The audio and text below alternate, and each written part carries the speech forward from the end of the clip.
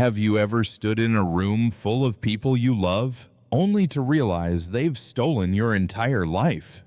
At my brother Nathan's glitzy wedding in a Malibu ballroom, my mother, Sophia, held up a gold-framed deed and announced to 150 guests that my $1.2 million cliffside villa, the one I'd poured my blood, sweat, and soul into, was now a gift from the family to Nathan and his bride, Lily. But here's the kicker. By sunrise the next day, I made sure every trace of their world was wiped clean. I'm Ethan, 35, and that moment, under the dazzling chandeliers and clinking champagne glasses, shattered every illusion I had about family. The ocean crashed outside, but inside, the air was suffocating with fake smiles and calculated cheers. My villa, my sanctuary built from years of 80-hour weeks as a software engineer, was handed over like a party favor while Nathan grinned and Lily filmed it all for her TikTok followers. My heart didn't just break, it burned, each beat a pulse of betrayal. I stood there, invisible in a crowd of strangers, watching my life get framed as someone else's trophy. If you've ever felt stabbed in the back by the people you'd give anything for, this story's for you. Let me take you through how I turned the tables, how I made my family lose everything they thought they'd won, and how I clawed my way to freedom. Drop a comment and tell me where you're watching from. I want to know how far this story travels. Stick with me, because what happened next will blow your mind. The chandeliers glittered like 1,000 tiny suns, casting a golden glow over the Malibu ballroom. Waves crashed softly against the cliffs outside, but inside, the air was thick with the clinking of champagne flutes and the hum of self-important chatter. I stood there, Ethan, 35 years old, a stranger in my own story. The wedding of my younger brother, Nathan, to his influencer fiancée, Lily, was a spectacle. 150 guests draped in designer suits and shimmering gowns, their laughter bouncing off the walls like a rehearsed performance. I'd footed half the bill for this over-the-top event, thinking it was my duty as the stable brother. But as my mother, Sophia, stepped onto the raised platform, her silk dress catching the light, I felt a prickle of unease, like a storm brewing just beyond the horizon. She tapped her fork against a crystal glass, the sound slicing through the noise like a guillotine. "Attention, everyone, please," she said, her voice dripping with theatrical warmth, the kind she reserved for her church choir solos. The crowd hushed, their faces turning toward her like flowers to the sun. Sophia was in her element, commanding the room with a smile that didn't reach her eyes. "Tonight," she began, "we celebrate Nathan and Lily, two beautiful souls embarking on a new chapter." She paused for the predictable applause, her hands clasped in mock humility. My father, William, joined her, his polished loafers gleaming as he carried a large, garish gold frame wrapped in silver ribbon. My stomach twisted. Something was wrong. Very wrong. "As a family," Sophia continued, her voice swelling with maternal pride, "we wanted to give Nathan and Lily more than just a gift. We wanted to give them a foundation, a home to build their dreams." William handed the frame to Nathan, who tore into the wrapping with a grin that screamed entitlement. Lily clutched his arm, her eyes sparkling, not with tears but with the glow of her phone's ring light, already filming for her TikTok followers. The crowd gasped as the frame revealed a property deed, its official seal glinting under the lights. My heart didn't just race. It slammed against my ribs, each beat a hammer strike. I didn't need to read the fine print. I knew that seal, that formatting. It was the deed to my Malibu villa, the one I'd bought for $1.2 million after a decade of grinding as a software engineer, working 80-hour weeks, sacrificing vacations, friendships, and sleep. Sophia's voice hit a crescendo. "A gift from all of us," she declared, her arms sweeping wide as if she'd personally funded it. "Welcome home, Nathan and Lily." The room erupted in cheers, whistles, and claps. Nathan played the part, his jaw dropping in mock surprise, while Lily's tears looked rehearsed, her phone still recording. I felt the air sucked out of my lungs, my vision narrowing to that obscene gold frame. It wasn't just a deed, it was my life, my sweat, my dreams, framed like a trophy for someone else. I pushed through the crowd, a ghost among the living, my hands trembling as I reached the platform. I had to see it, to touch it, to believe it. There it was. My name, my address, the legal description of the 4-bedroom cliffside villa with its ocean view deck. The crowd's cheers faded to a dull roar in my ears. My mother's smile faltered as she saw me approach, but she quickly recovered, turning to the guests with a laugh. "Ethan's so proud of his brother," she lied, her voice syrupy. I stood frozen, the weight of betrayal sinking into my bones. This wasn't just a gift, it was theft, dressed up in ribbons and applause. And as I locked eyes with Nathan, his smug grin told me he knew exactly what he'd done. The room spun, but one thought cut through the haze. This wasn't the end. It was the beginning of their downfall. The cheers of the Malibu ballroom still echoed, a cruel soundtrack to my unraveling world. I stood clutching the gold frame, the deed to my $1.2 million villa, staring back at me like a death sentence. My mother, Sophia, basked in the applause, her smile a polished mask of triumph. Nathan and Lily posed for photos, their hands intertwined, already playing the part of proud homeowners. But it was my father, William, who delivered the final blow. He glided toward me through the crowd, his tailored suit and whiskey-soaked breath a familiar menace. His eyes, cold and calculating, locked onto mine as he leaned in close, his voice a low growl meant only for me. 15 days, Ethan, he hissed, his words sharp as a blade. Pack up and get out.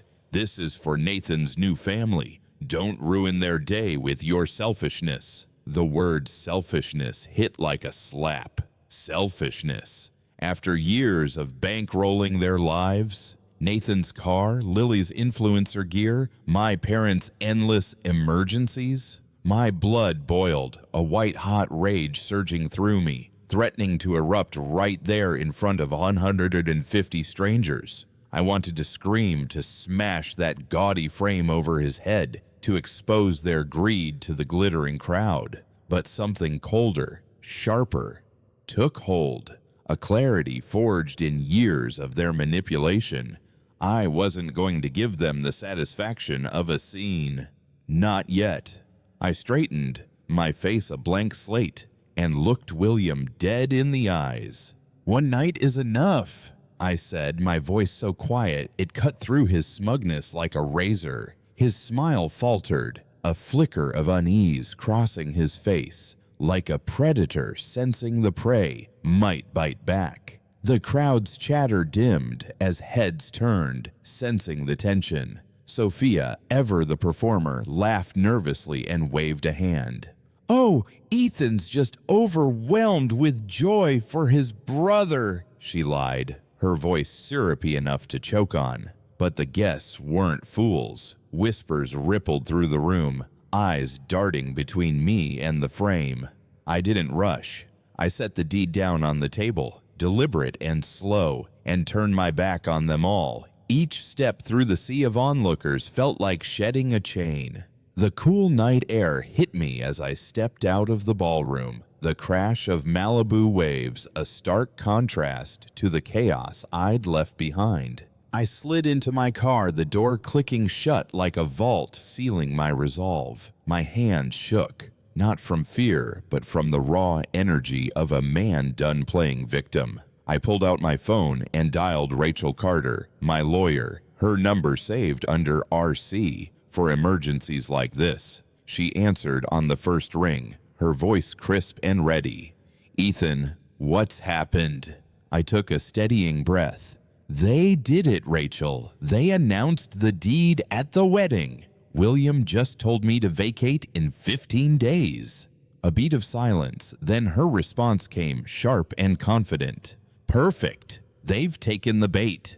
Plan B is a go. Get to the safe house. We move tonight."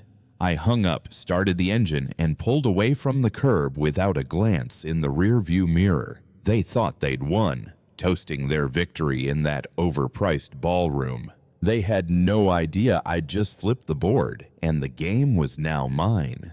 The Malibu night swallowed my car as I drove away from the wedding, the ocean's roar fading behind me. But the real storm was in my head, replaying the last 24 months of my life, a slow, suffocating descent into being my family's personal ATM. I'm Ethan, and for 2 years I let Nathan, Lily, and my parents, William and Sophia, drain me dry, all under the guise of family. It started innocently enough, or so I thought. A rainy evening, Nathan showed up at my cliffside villa, Lily trailing behind with that practice pout she'd perfected for her TikTok audience. "Just a few weeks, bro," Nathan begged, his eyes wide with that fake sincerity he'd mastered. "Our landlord screwed us over. We'll be out before you know it."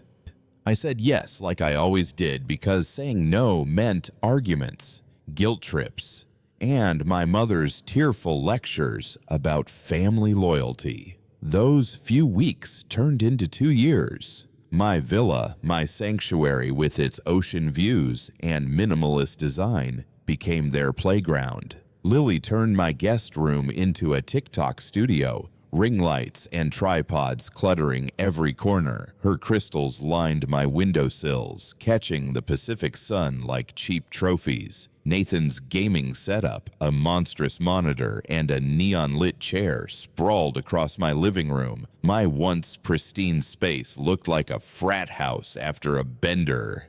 Then came the money. It started small.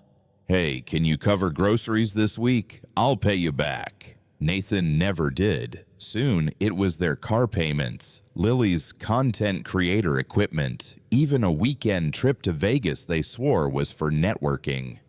I was pulling 80-hour weeks as a software engineer, managing million-dollar projects, my brain wired for logic and code. By the time I got home, I was too exhausted to fight their endless requests. It was easier to transfer the money than endure Sophia's sighs or William's lectures about being a man. The worst was a Saturday I came home early, craving quiet. Instead, I walked into a full-blown party, 30 strangers drinking my bourbon, dancing on my hardwood floors. Lily was in the kitchen, filming a lifestyle vlog, gushing about our beachfront vibe. I pulled Nathan aside, my voice tight.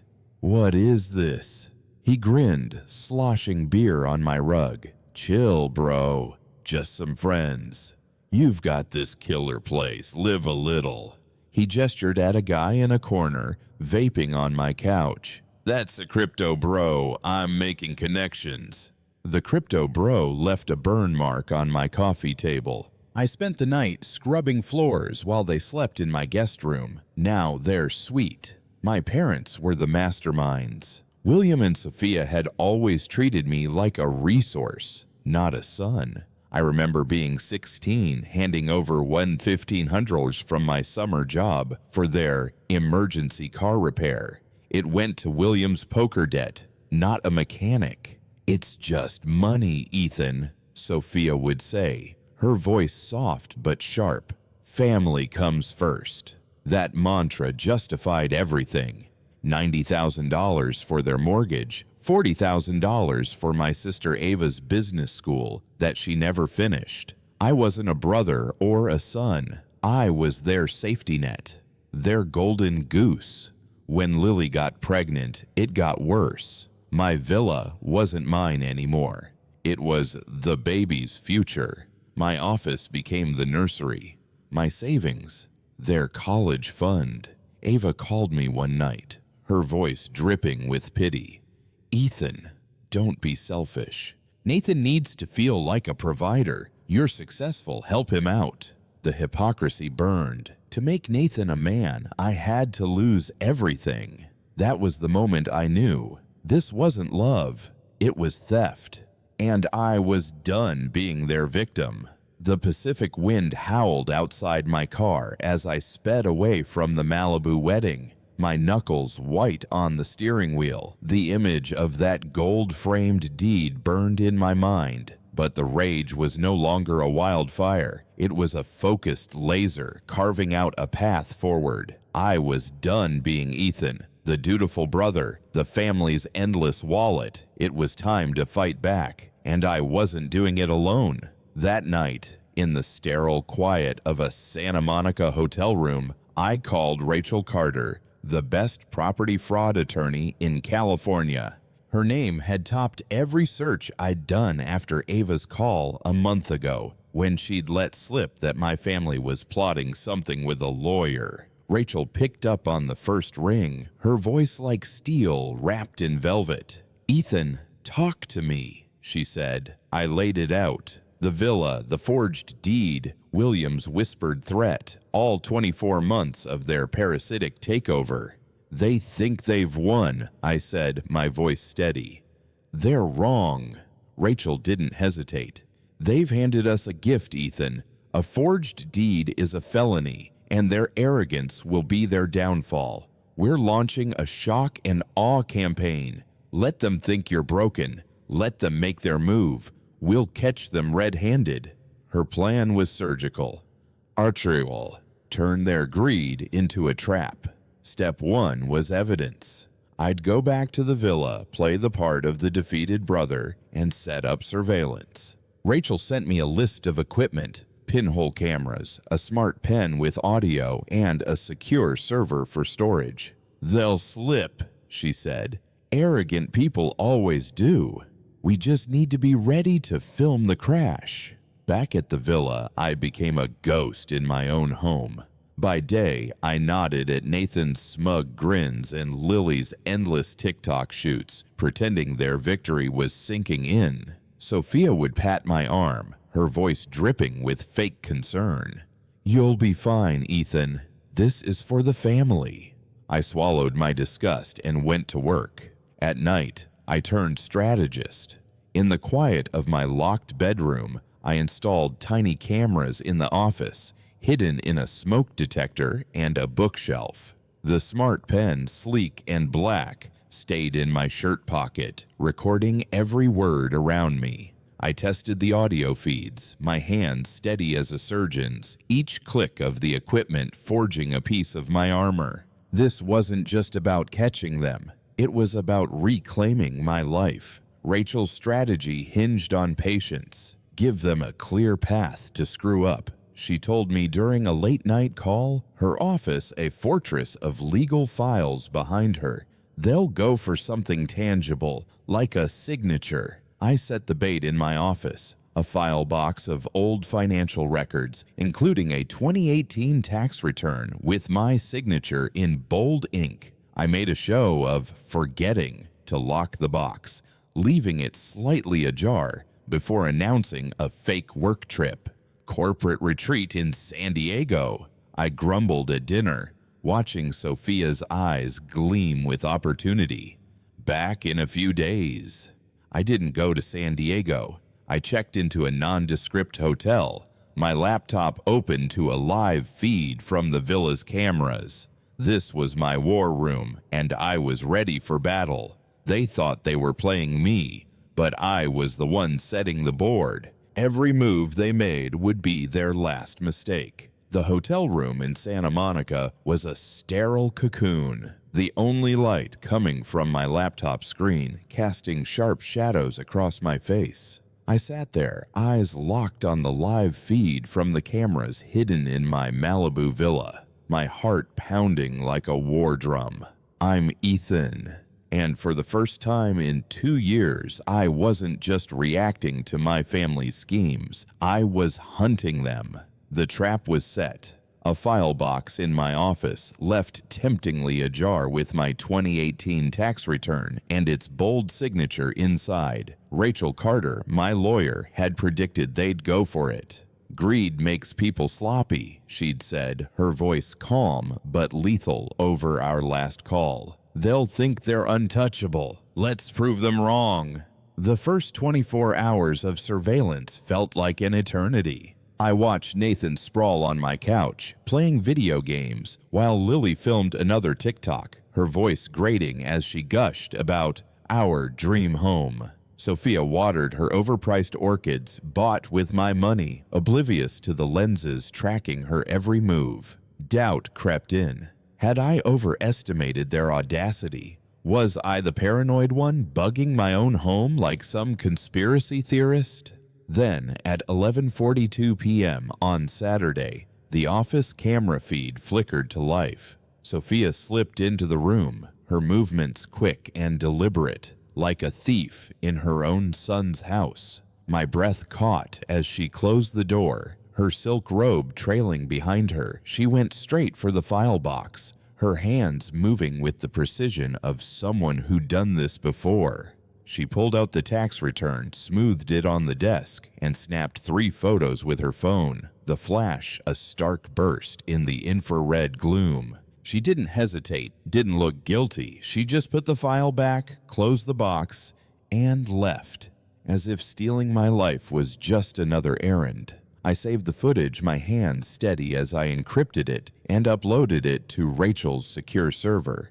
"We have the signature," I texted her, my pulse racing with grim satisfaction. An hour later, the living room camera picked up more. William and Nathan sat on my leather sectional, sipping my best bourbon, their voices smug and unguarded. "Your mother's a genius," William said, his tone thick with arrogance. "Ken's got the photos. He'll draft the deed transfer by morning. Backdated. His notary owes him one." Nathan laughed, clinking his glass. "So that's it? The villa's mine, mortgage and all?" William chuckled. "Ethan's still on the hook for the payments. Let him keep bleeding for now. Once the deed's in your name, he can't touch you. He'll fold, like always." Every word was a nail in their coffin, captured in crystal clear audio. I recorded it all, my jaw tight. The betrayal no longer a surprise, but a confirmation. The smart pen in my pocket was the final piece. I'd carried it everywhere since Rachel gave me the go-ahead, its sleek design hiding a microphone that caught every whisper. At the wedding, it had recorded William's threat, and I knew it would capture more when the time came. I leaned back in the hotel chair, the weight of their arrogance fueling me. They thought I was weak, predictable, the brother who always gave in. But every frame of that footage, every word on that audio, was a weapon in my hands. I sent Rachel another text. "Conversation recorded. They're done." Her reply was instant. "Good. Stay dark. Phase 2 starts now." I closed my laptop, the screen going black, but my resolve burned brighter than ever. They'd walked right into the trap, and I was ready to spring it. The Santa Monica hotel room was my command center, the laptop screen now dark, but my mind ablaze with purpose. I'm Ethan, and the footage of Sophia stealing my signature, the audio of William and Nathan plotting over my bourbon, had locked them in my crosshairs. Rachel Carter's text buzzed through at 2 a.m. "Plan B is live. Stay put. We move at dawn."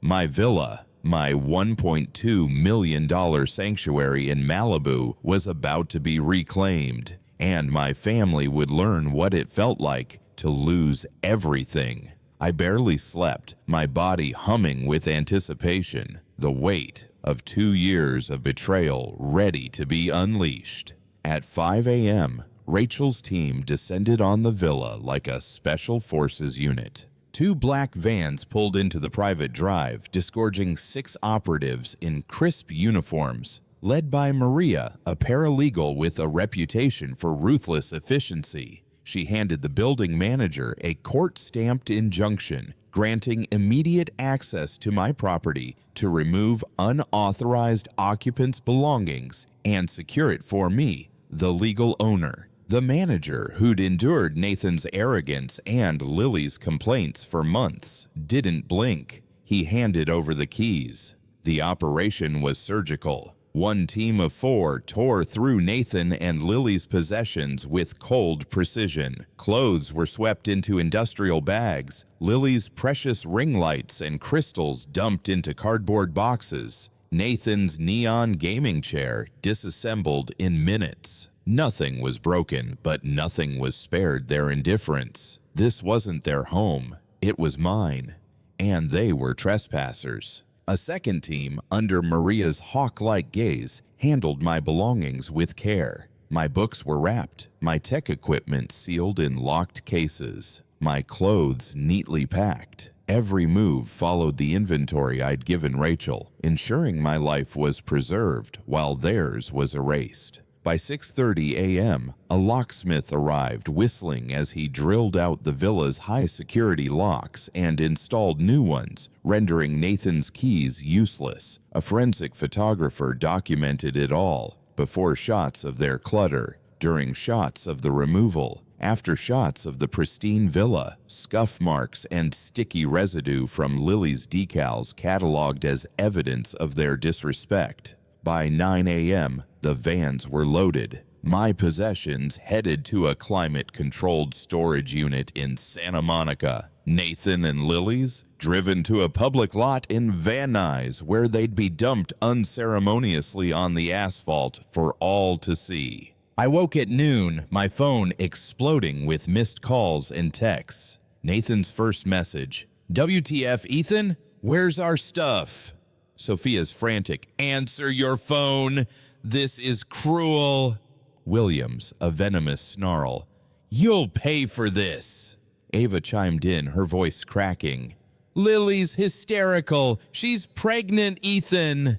Their panic was music, each message a note in the symphony of their unraveling.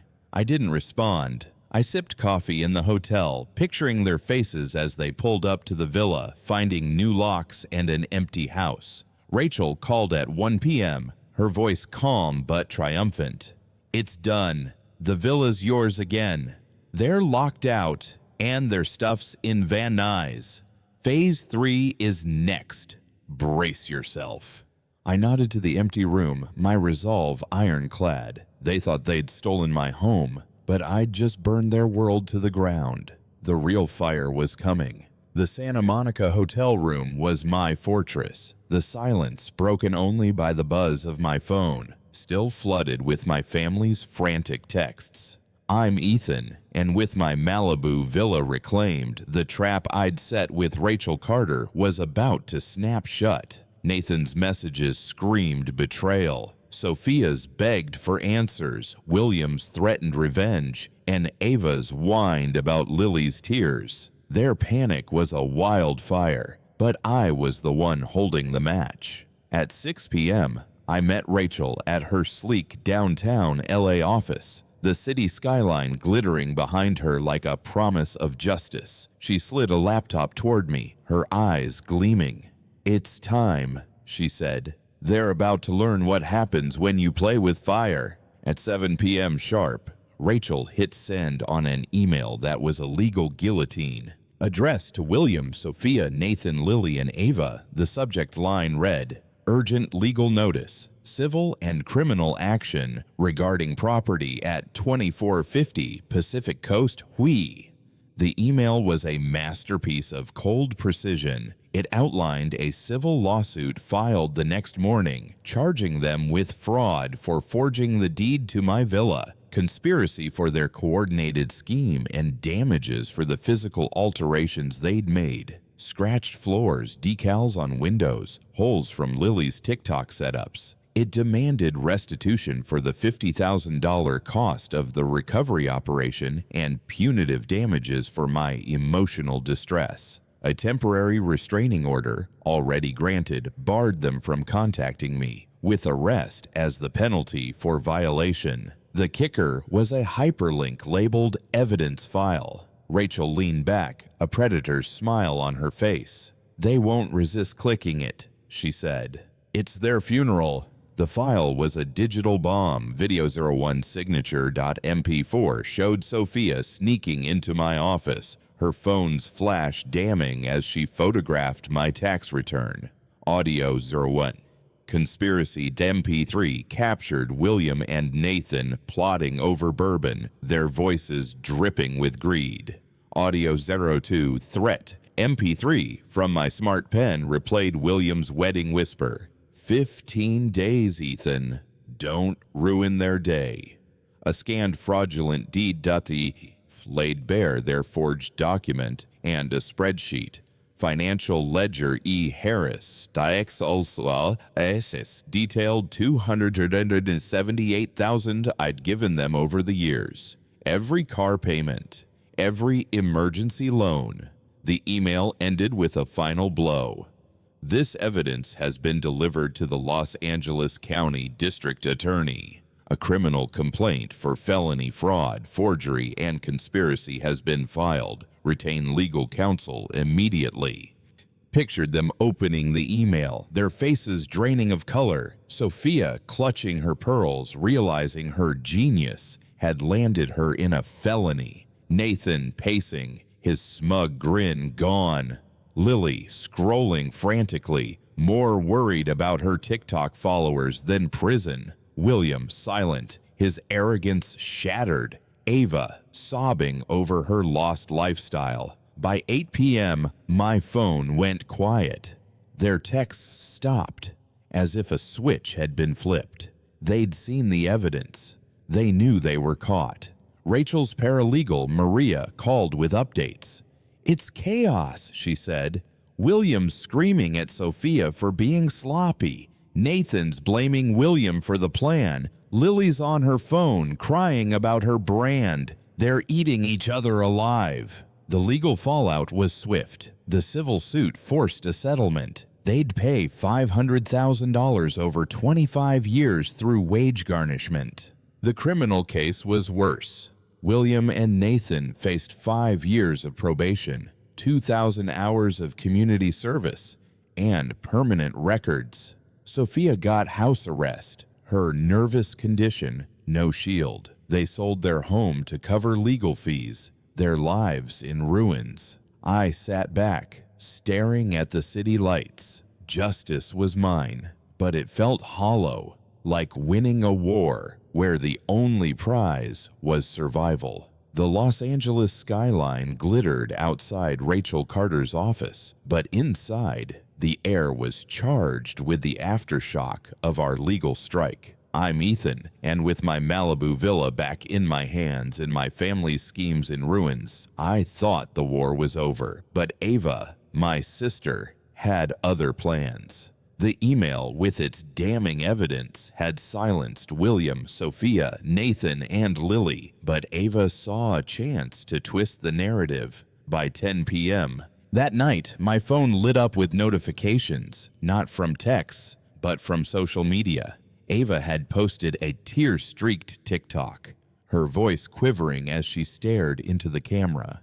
"My brother Ethan has torn our family apart," she sobbed, her makeup artfully smudged. "He kicked out my pregnant sister-in-law, locked us out of our home, and now he's suing us. How could he do this to us?"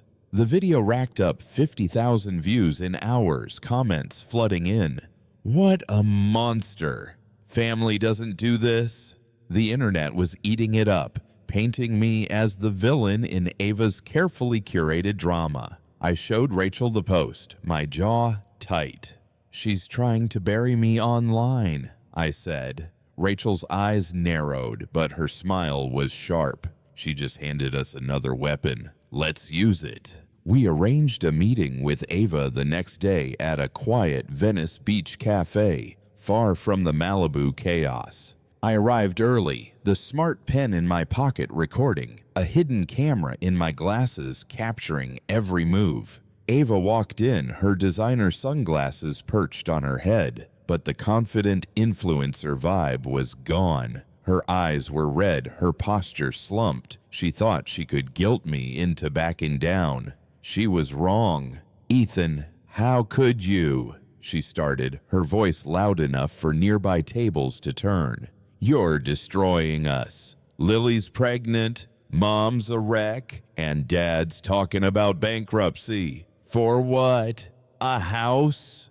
I let her rant, my face a blank mask. The cafe's hum of conversation faded as I leaned forward, my voice low and steady. "Ava, you don't get to play victim. You've been part of this from the start."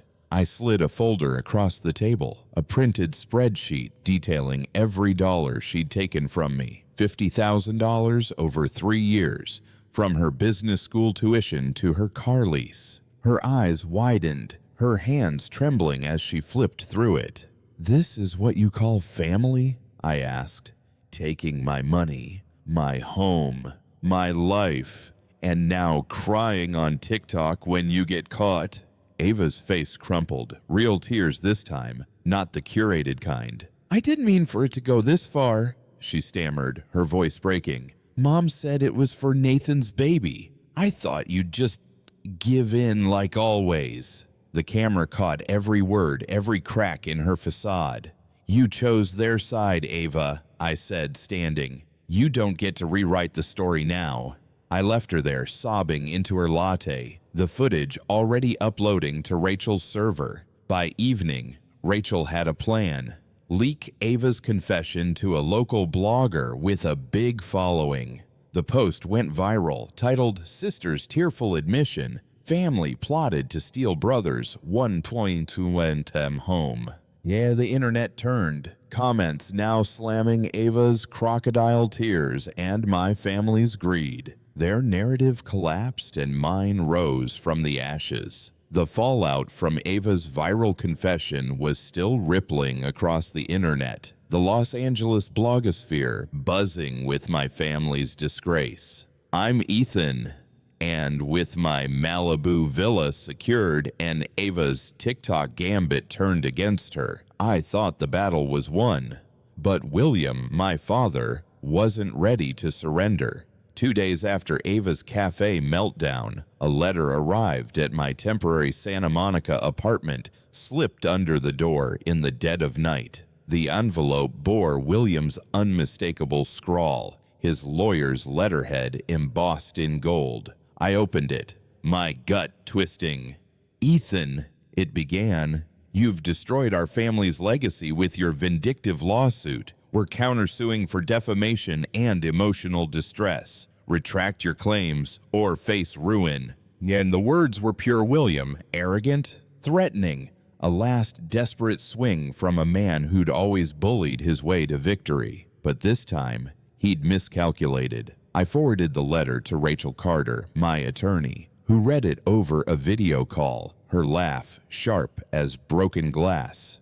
"He's digging his own grave," she said, her eyes glinting with strategy. "This is our chance to bury him publicly." Rachel crafted a response that was less a letter and more a detonation. She uploaded William's threat to the same blogger who'd broken Ava's story, alongside a curated selection of our evidence: Sophia's signature theft, William and Nathan's bourbon-soaked conspiracy, and a new gem: text messages from William to his lawyer, Ken, instructing him to make Ethan's life hell with the countersuit. The blog post, titled "Father's Desperate Threat, Family's Fraud Exposed," hit the internet like a shockwave. Within hours, it had 100,000 views, comments tearing into William's pathetic power grab and calling my family grifters in Gucci. The tide had turned. My story was now a public reckoning. By noon, Rachel's phone was flooded with calls from reporters sniffing a scandal. William's countersuit never materialized. His lawyer, Ken, dropped him, citing ethical concerns. The blogger's post had done more than humiliate William. It had stripped him of allies. Rachel's team tracked his next move: a panicked meeting with Sophia and Nathan at their rented LA apartment, recorded by a private investigator we'd hired. William was unraveling, barking at Sophia. "You said the deed was foolproof." Nathan, red-faced, shouted back, "You swore Ethan wouldn't fight." Lily, silent, scrolled her phone, her TikTok account now hemorrhaging followers. The investigator's audio caught Sophia's sob. "We're ruined, William. The neighbors are whispering." Their empire of entitlement was rubble, and the internet was piling on. I sat in my apartment, watching the blog's view count climb, each number a brick in the wall between me and their chaos. Rachel called, her voice triumphant. William's threat backfired. The DA's office is now looking at him for witness intimidation. They're done, Ethan. I felt no joy, just a cold clarity. William's letter wasn't a weapon. It was his surrender, disguised as defiance. The world now saw them for what they were, and I was finally free of their shadow. But freedom came with a cost, and I was about to learn what it meant to rebuild from the ashes. The internet storm over my family's downfall was still raging. The blog post exposing William's desperate threat now viral with 500,000 views. I'm Ethan, and with my Malibu villa reclaimed and my family's schemes reduced to rubble, I stood at the edge of a new chapter. The victory was mine, but it tasted like ash. Years of betrayal had left me hollow, a soldier, fresh from a war, with no home to return to. I sold the villa within a week, a young tech couple snapping it up for $1.3 million, gushing about its ocean views and fresh start energy. I signed the papers without a pang. The house now just a shell, haunted by memories of Nathan's gaming chair and Lily's ring lights. The money went into safe investments, and I moved into a modest Santa Monica rental, a blank slate of white walls and quiet evenings. I was functional but not alive, braced for a fight that was already over. Then came Emma. It was a Sunday at a Santa Monica farmer's market, the air thick with the scent of fresh citrus and sea salt. I was staring at a crate of oranges lost in my own head when a voice broke through. "Planning a juice empire?" she asked, her tone playful. I turned to see a woman in a paint-splattered denim jacket, her auburn hair tied back, eyes bright with a warmth I hadn't felt in years. Emma was a landscape designer, her hands calloused from digging in soil, her smile unguarded. We talked for an hour by a stall of lavender bundles, her passion for native plants pulling me out of my fog. She didn't ask about my job or my past. She asked what I'd plant if I had a yard. It was the first time in years someone saw me, not my wallet. Our first dates were tentative, like stepping onto thin ice. I was a man carrying a decade of baggage, afraid it would crush this fragile new thing. But Emma had a way of seeing through my walls. One night, walking along the Santa Monica pier, the Ferris wheels spinning colors against the dark sky, she stopped and looked at me. "You carry something heavy, Ethan," she said, her voice soft but direct. "It's like there's a piece of you locked away." I froze, the ocean's rhythm steadying me. I could have deflected, kept it light, but her eyes held no judgment, just understanding. So I told her everything, the words spilling out under the pier's neon glow, the villa, the betrayal, the cameras, the lawsuit. She listened, her hand finding mine, and when I finished, she said, "You didn't just survive, Ethan. You rebuilt yourself from nothing. That's strength." Emma became my anchor. We found a small house in Santa Monica, its backyard a tangle of weeds she transformed into a riot of wildflowers. I set up an office with a lock so solid it could have guarded Fort Knox. For the first time, I felt the weight of my family's expectations lift, replaced by quiet evenings with Emma, her laughter filling the spaces my family had hollowed out. I wasn't healed, not yet, but with her, I was learning to live again. one sunset at a time. The Santa Monica sunsets painted our little house in hues of orange and pink, a far cry from the cold glare of Malibu's chandeliers. I'm Ethan, and 2 years after I tore down the toxic empire my family built on my back, my life is unrecognizable in the best way possible.